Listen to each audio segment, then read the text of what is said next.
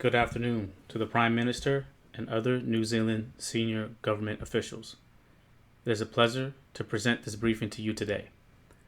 This briefing is focused on the recent attack New Zealand experienced and the subsequent actions in response to the attack. We hope you find this briefing informative and insightful, containing summarized highlights of the situation, which enables you to make informed decisions as to what capabilities should be entertained beyond the horizon for New Zealand. As you know by now, New Zealand fell prey to a two-stage social engineering campaign. The first step was a phishing campaign that was engineered through email. An HR representative happened to receive an email with an apparent invoice attached, eliciting action on their part to update and validate the invoice for processing. Not being aware of the nefarious nature of the attachment, the employee proceeded to open the attachment and interacted with it, not knowing that such activity in actuality activated the second phase of the attack. This second phase was the downloading of attack scripts and encryption executables that together summarily began to encrypt and lock the files and documents on the employee's machine. After this action, the user was effectively at a work stoppage, since all their files had been locked and were unavailable for use. Then, a fraudulent message was displayed that demanded $500 in Bitcoin under threat of arrest or further legal prosecution by the FBI. It was then that the New Zealand Cyber Incident Response and Action Team were contacted. The team sprang into action immediately. It was able to isolate the affected machine right away and recover the user's credentials, documents, and access to the machine within an hour. However, afterwards, they began to wonder if this user was the only user that fell victim to this sequence of attacks. Initially, upon notification, the Cyber Incident Response and Action Team thought only the one HR user was in the attack radius of this specific compromise.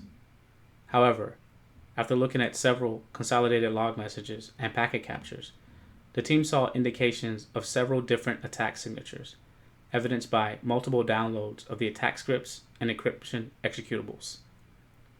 Unable to quickly determine the scope of the attack, and in order to rapidly contain the threat, the team began procedures to isolate the entire network.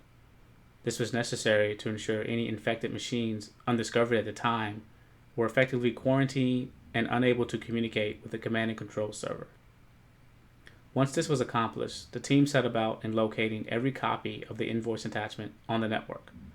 Once found, they were moved to a secure file share owned by the cyber team, where they were analyzed for attribution and intended functionality, after which they were destroyed. As an extra security measure, the cyber communication team, working in tandem with the cyber incident response and action team, issued a prompt warning to all Five Eyes participants about the nature of the attack, the indicators to look for, and the remediation actions that proved successful.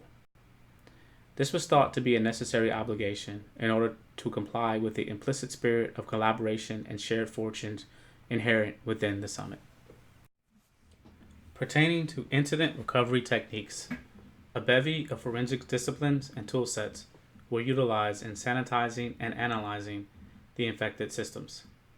Among the many tools used to perform the investigation, the most prominent included Wireshark, Snort, Ofcrack, RSecret, and CryptTool. Wireshark was instrumental in developing a full picture of how the attack was carried out and what files specifically to look for in the follow-up sanitation efforts. Based on packet captures, we were able to ascertain that the actual attack involved the downloading of two files from the command and control server, attackscript.txt and ransomware.exe. Identifying these file names was a great benefit to the cyber incident response and action team, allowing them to automate discovery across the network and find each location of these files based on the names provided in the captures.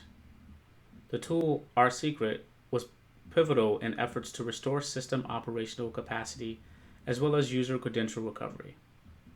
The tool helped to reveal hidden images cloaked via stenography. This image proved to be the crucial ingredient to unlocking the key to the encrypted files as well as recovering user passwords and authentication access.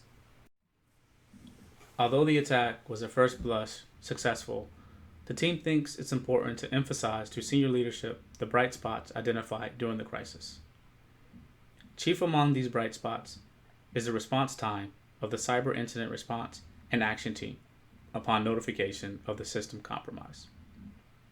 The team leapt into action immediately upon hearing of the infection and was able to isolate, contain, and quarantine the compromised areas of the network within 30 minutes of the first downloaded attack script.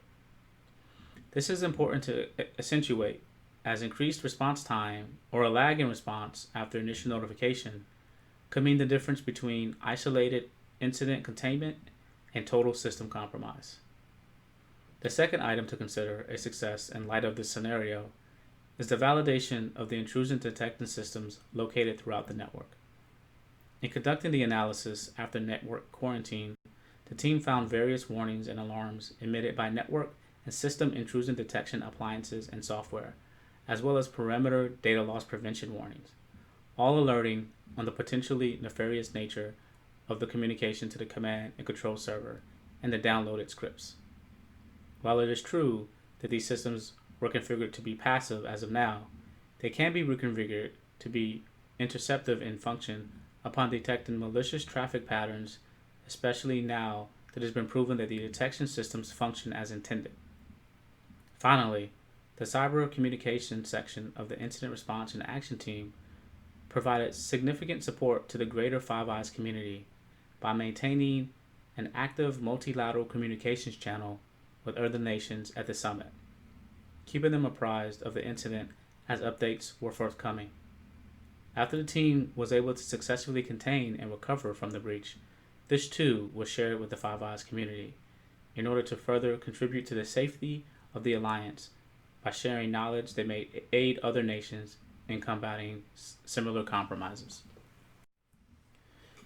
After emphasizing the areas of success in the previous slide, we feel it is incumbent upon us to reveal to senior leadership the areas where improvement is needed in order to better prepare New Zealand in case of a reoccurrence of the attack we just experienced.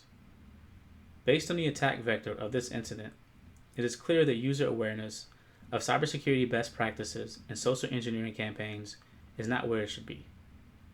Users were found to be largely insufficiently capable to define cyber-related terms such as phishing attacks, social engineering, man-in-the-middle, or masquerading. This proved to be a vulnerability in the armor of our security posture, as there was no technical control to prevent users from opening an attachment and activating malicious software embedded within that attachment. To rectify this, it is recommended that we instantiate an obligatory user security awareness program as soon as possible.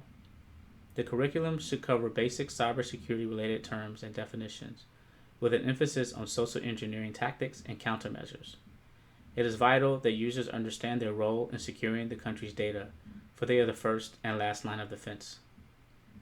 As mentioned in the previous slide, although the intrusion detection systems within the environment did indeed alert on the suspicious traffic patterns, they were not configured to initiate any sort of action in reaction to these alerts. This is a resolvable quandary, and the opportunity should be seized to automate the response as much as possible to limit the dependency on human response time. Automating system response to suspicious traffic patterns will close the gap between incident detection and incident response.